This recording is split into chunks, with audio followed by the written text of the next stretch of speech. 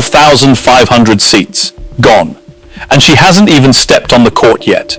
No marquee name attached to this match, no finals drama, just a Wednesday, an opening round, and a stadium in Toronto that reportedly has nothing left to sell. Not a seat, not a standing spot, not a scrap of hope for anyone who waited too long to check.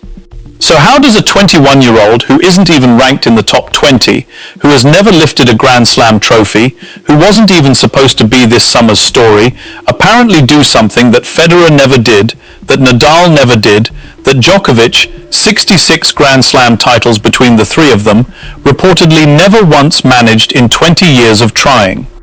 Whatever is happening here, it has nothing to do with rankings. And by the time you understand what it actually is, you won't want to look away either. Let's call her Alex, because by the end of this story, you won't need a last name to know exactly who she is. Start with the number itself, because numbers like this tend to explain themselves once you know where to look. Tournament staff at Sobeys Stadium reportedly stared at a ticketing dashboard that didn't make sense. This kind of match, historically, barely fills a third of the seats. No roof, punishing August heat, an early round nobody circles on a calendar. And yet the count on that screen was climbing towards something that, according to people close to the venue, hadn't happened there in 20 years. Not for Federer's best tennis, not for Nadal at his most brutal, not for Djokovic in his prime. The only name that reportedly ever filled that building like this before was Serena Williams, and that was during her farewell tour, the run where she told the world in a magazine interview that she was walking away from the sport for good. Fans didn't just want to watch her play that year. They wanted to say goodbye. 12,500 people packed in for that farewell, with organizers said to have built an overflow area outside for another 5,000 who couldn't get through the doors. It played out less like a tennis match and more like a eulogy that happened to have a scoreboard. So when that same number shows up 4 years later, for a woman who isn't retiring, who isn't a legend yet, who is currently ranked outside the top 20, even the people running the building reportedly aren't sure what to call what they're looking at. Because this isn't a goodbye. This looks like something being born. Sit with that contrast for a second, because it matters. Serena's sellout was said to be grief wearing the shape of celebration, a city showing up because it was about to lose someone forever. Alex's sellout is close to the opposite. Nobody in that crowd believes they're watching a farewell. They believe they're watching a beginning. And that difference should worry every other player left in the draw. A crowd convinced it's witnessing the start of a legend behaves nothing like a crowd that's simply being polite. It gets louder, it gets hungrier, it refuses to let its favorite lose. So who is actually filling that stadium? Follow the trail, and it doesn't lead where most people assume. It doesn't lead to tennis lifers who've followed the sport for decades. According to community estimates, it leads to Toronto's Filipino population, reportedly 250,000 people strong across the Greater Toronto area alone, one of the largest concentrations of the diaspora found anywhere outside the Philippines itself. And once you understand what that community has apparently been doing all year, every one of these impossible sellouts stops looking like a mystery and starts looking inevitable.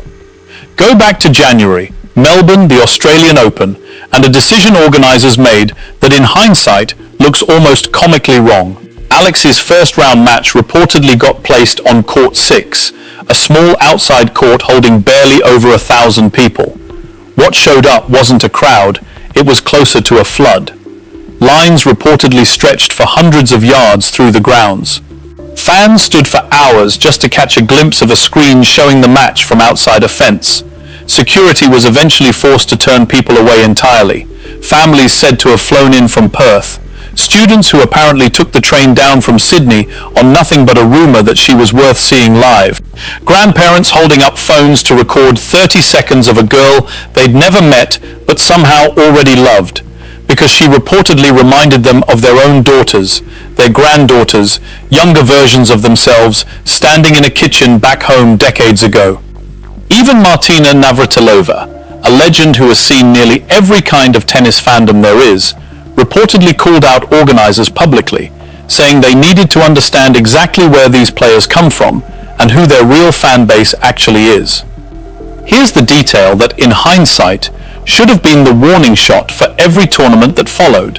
Alex's pre-tournament press conference reportedly pulled in over 170,000 live viewers online. Stack that against Carlos Alcaraz, against Coco Gauff, against Aryna Sabalenka. According to those numbers, all three combined apparently didn't touch what one 20-year-old ranked outside the top 50 pulled in before she'd played a single match that tournament. That was the first tremor. Almost nobody outside the sport felt it yet. Then came Dubai, where Jessica Pegula, a top 10 player, later said she could hear Alex's fans chanting from inside her own hotel room, blocks away from the stadium. Not from the stands, not from the practice courts, from her hotel room. Then came Wimbledon, the most tradition-bound tournament on the calendar, a place where crowds are famously reserved, famously quiet, famously polite. Even there, Alex reportedly looked up mid-match to find a sea of Philippine flags where she expected the usual restrained English applause. Then came Washington, the same tournament where, just days before Toronto, she won her first title in a rain-soaked final. The tournament chairman there later admitted something remarkable, that roughly 80%, maybe more, of every single ticket inquiry his office received was reportedly about her matches specifically, not the defending champion. Not the top seed, her. Every stop repeats the same pattern, and every stop the pattern gets louder. Australia, Dubai, Wimbledon, Washington, now Toronto. Each time, organizers are reportedly caught flat-footed, scrambling to explain a phenomenon that traditional scouting reports never saw coming, because traditional scouting reports measure forehands and rankings. They don't measure what happens when a diaspora that has spent decades feeling scattered and unseen suddenly finds one person who carries their flag onto the biggest stages in the world and simply refuses to put it down. One moment reportedly explains this phenomenon better than any statistic could. After the Washington win, a reporter asked Alex what it felt like to have become this popular, this fast, across the entire globe. She didn't talk about her forehand, she didn't talk about her ranking, she paused, and then, according to those present, said something that reframed the whole question, that maybe it wasn't really about her at all, but about what it currently means to be Filipino. Then she reportedly said two words in Tagalog that have since started showing up on flags, on signs, on social captions across a dozen countries. Words of gratitude aimed not at herself, but at the people who keep showing up for her. That single answer is apparently why nurses in Birmingham are booking flights, why engineers in Berlin are staying up until 3 a.m. to stream her matches, why students in Melbourne and families in Toronto keep finding a way into stadiums that, logically, shouldn't have room for them. She turned her own spotlight around and pointed it at millions of people who had reportedly never had one pointed at them before. And people tend not to forget when someone does that. They show up, every time. Now rewind to 3 days before Toronto, because this is where the physical story actually begins. Washington, D.C., and a sky doing something biblical. Thunder cracking over the National Bank courts. Rain coming down in sheets. Play suspended not once but twice. Groundskeepers rolling tarps on and off the court like they're losing a war with the weather itself. Somewhere in a locker room, a 21-year-old reportedly sits with a towel over her shoulders, trying not to let her muscles cool and stiffen, while the sky decides whether the match even continues tonight. This is the part fans watching from home rarely see. The waiting, the re-warming up, the mental reset over and over, every time the rain forces a stop. Most matches get decided by who hits the ball better. This one, in part, was reportedly decided by who could survive doing nothing for 20 minutes at a stretch without losing her edge. Somewhere under that storm, a young woman from Manila is standing 2 points from the biggest win of her career, and the weather itself seems determined to make her wait for it. She has already beaten an Olympic gold medalist that week, already beaten a defending champion, already beaten a 4-time Grand Slam winner, and now, across the net, stands the world number 3, with the storm still refusing to let the match end. When play finally resumes, when the ball finally lands exactly where it needs to land, Alex reportedly doesn't celebrate like someone who expected this. She freezes for a second, like her body hasn't caught up with what just happened, racket still in hand, eyes wide, as if waiting for someone to confirm it's real. She later admitted the nerves hit so hard in that final stretch that everything blurred, and she simply tried to funnel all of that panic into her feet, into her swing, into one more clean strike of the ball. That's the moment. That's the win. Her first WTA title. Her first WTA 500 trophy. A new career-high ranking.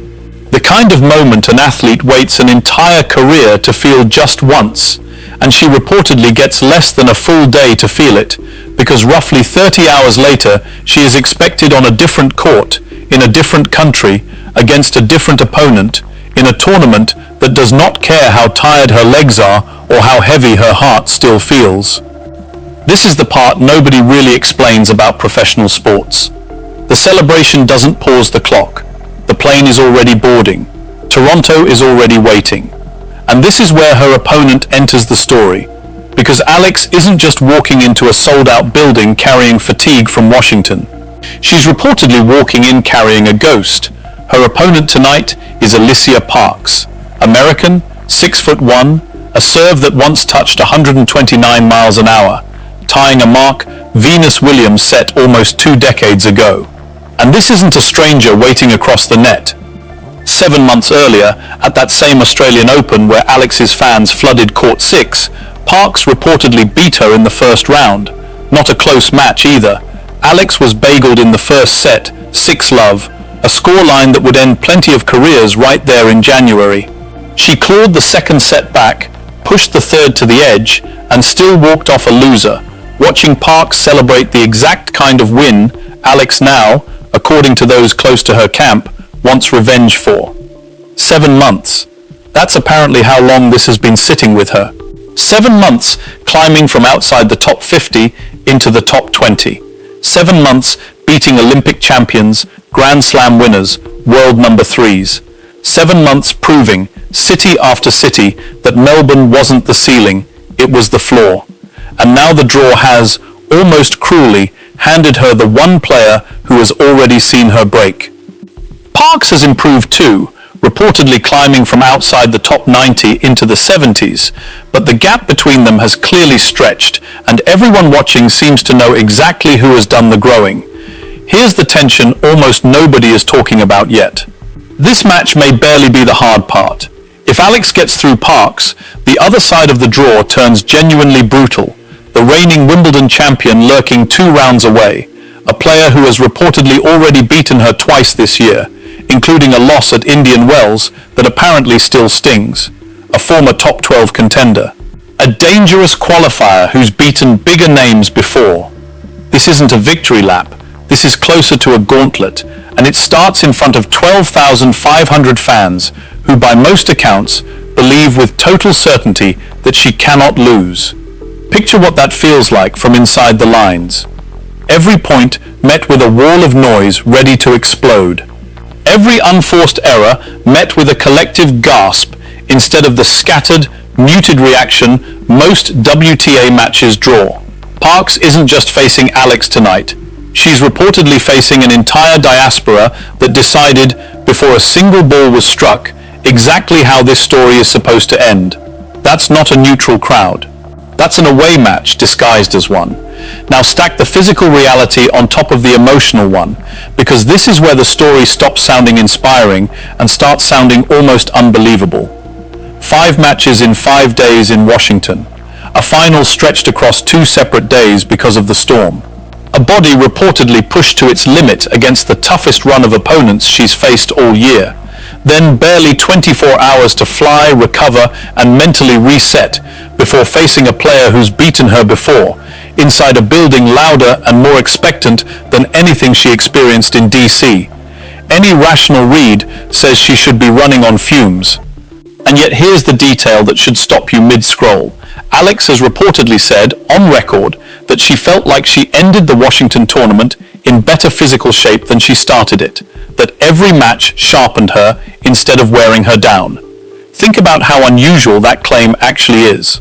Most athletes break down under that kind of workload. She's saying apparently that the opposite happened.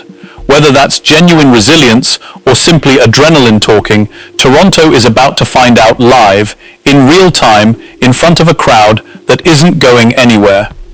And this is the part where the story stops being about a single match, because Toronto isn't the finish line. It's one stepping stone on a schedule that reportedly gives her almost no room to exhale. After this, straight into Cincinnati, another top-tier event barely a week later. After that, the US Open, the biggest stage in American tennis, where careers are said to be either made or quietly buried under the weight of expectation. There is no off-season coming to rescue her, no easier stretch of opponents to recover against. The tour, allegedly, does not pause for storylines, no matter how good the storyline is. So here's where all of this lands. A 21-year-old, outside the top 20, apparently just did something Serena Williams needed a farewell tour and 23 Grand Slam titles to do. And she reportedly did it with an opening round match on a Wednesday against an opponent most casual fans have never heard of. Not because people are saying goodbye to her, but because, according to the pattern across 5 tournaments now, an entire diaspora has decided she is simply impossible to miss. Every stadium she walks into now reportedly writes another chapter in a story that began on a tiny outside court in Melbourne, behind a security line stretching into the distance. Every match adds pressure. Every win adds a bigger crowd. Every bigger crowd adds a level of expectation that would reportedly crush most 21-year-olds before they ever got the racket out of the bag. But here's the question this story actually leaves behind, the one that matters more than any scoreline out of Toronto. What happens when the pressure stops being something she survives and starts being something she apparently needs? Because if the last 7 months are any indication, Alex doesn't wilt under the weight of a sold-out stadium chanting her name. She seems, according to everything she's shown so far, to feed on it. And if that's true, if this really is only the beginning, the way it looked in Melbourne, the way it sounded in Dubai, the way it echoed through Wimbledon and Washington, then Toronto isn't the peak of this story at all. It's just the loudest chapter so far, in a book that is nowhere close to finished. Somewhere in that stadium in Canada, thousands of people are about to find that out with her, live together, flags in the air, waiting to see if the girl from Manila can turn 7 months of hurt into one more unforgettable night. And somewhere else, in living rooms and hotel rooms and stadium overflow lines across a dozen countries, millions more are reportedly about to watch it happen with them.